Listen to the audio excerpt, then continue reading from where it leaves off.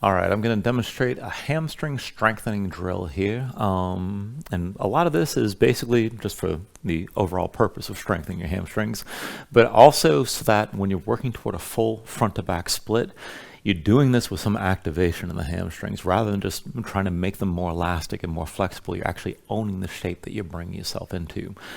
This isn't going to be easy to do. It takes some balance and it definitely takes some concentration. So just work it as best you can. There's a bunch of ways to level this up. So the very basic form of this is basically taking this from a half split. So I'm going to keep my hip stacked over my left knee and bring my right foot forward. Now, to set this up, you want to set this up in a forward fold. Keep your hips stacked over your base knee. The front leg is the one you're going to focus on.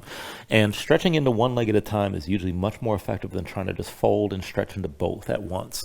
But to come into this, just to keep things active, you're going to have your heel on the floor, point your toes up toward the ceiling as much as you can, and keep your feet on two separate tracks. You're not bringing this into one line. You're keeping the hips squared toward the front. Now I'm going to press into my right heel, keep the toes pointed up, bring that big toe in toward the midline a little bit. And then I'm starting this out with my belly touching my thigh.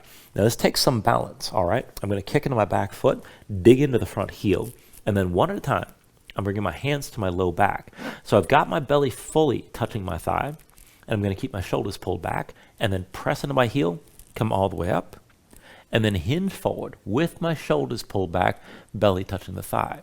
Now this doesn't look like a whole lot. If you really tighten the hamstrings, you're going to have to take some shape that's similar to this with a pretty far bent knee. And you may find after doing this a few times, things start to loosen up and maybe you can take things further forward. To set that up, bring your hands back down, belly to your thigh again. Let this be the reference for how open your hamstrings are. You want to tilt the pelvis forward to let the muscles lengthen out. If you're coming into this shape right here, you're not really doing much for the hamstrings. You're just kind of cranking into your low back. So if you can keep your belly touching your thigh, slide the heel further forward. So I'm going to actually bring the leg straight in this fold and rotate the big toe towards center. Keep pulling back on that right hip and keep pulling my left hip forward. Now again, I'm going to work the balance, looking forward. And this is really tricky, keep in mind. You really have to focus. One at a time, my hands come to my low back, shoulders pulled back. I'm going to dig into my heel, keep the leg straight as I come up all the way, and press into that heel, belly to the thigh as I come forward. And you're not doing this rapid fire at all, keep in mind. If you do try to do it like that, you're probably going to fall down.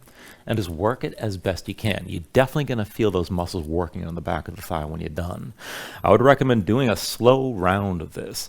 Right and left, at least 10, not too fast, probably with a 3 to 5 count up and down. You can always take it slower if you want to focus on it like that. It's hard to concentrate that much, keep in mind. And right now I'm doing this on the floor because I'm used to just kind of being on the floor. If you need to, you can put some padding underneath your base knee. You can put some padding under the heel. Now, if you want to ratchet this up a little bit further, if you're a bit more open, you can still work the strength. So I'm grabbing a couple of yoga blocks, and this is to elevate that front heel. So this is going to be, I can just use one block. I'm going to take it more extreme and work two. This is definitely going to be a deeper fold from the beginning. So you'd want to be able to start this out, and you would want to be able to do this with your leg basically straight. Okay, if you're not able to straighten your leg out, start with your foot on the floor, bend the knee if you need to. Be patient with this kind of stuff. It takes a little bit to open things up, and you really want to concentrate on what you're doing so you're not ripping the hamstring. Okay, so I'm going to have my heel down, toe pointed up so I know I'm getting to the hamstring. I'm going to walk this knee back a little bit to be sure I can keep the hips stacked. And just like before, I'm digging down into the heel, belly touching my thigh, so I've closed that gap completely. My right big toe is coming in towards center. Now, as I'm looking forward, I'm going to keep my shoulders pulled back, one hand at a time to my low back. And I'll press into my heel, come up all the way, keeping the leg straight, and hinge forward, belly to thigh, shoulders pulled back. And this takes a good amount of opening, keep in mind. You can always take things to further extremes, but you want to take things slow and see that you actually own the movement that you're bringing yourself into. Now, you can always do this for higher repetitions, and it depends on what your goals are, but I would recommend doing this before you try to go into just a more passive or a longer term hamstring stretch. If you're going to hang out for 30 seconds to a minute, this is an excellent way to warm up the muscles so that they've been working before you really start to get into that lengthening and work the mechanical elasticity of the muscle, or even just basically the control of your mind, letting the muscles release so that you can come into a deeper fold. Anyway, hope this helps.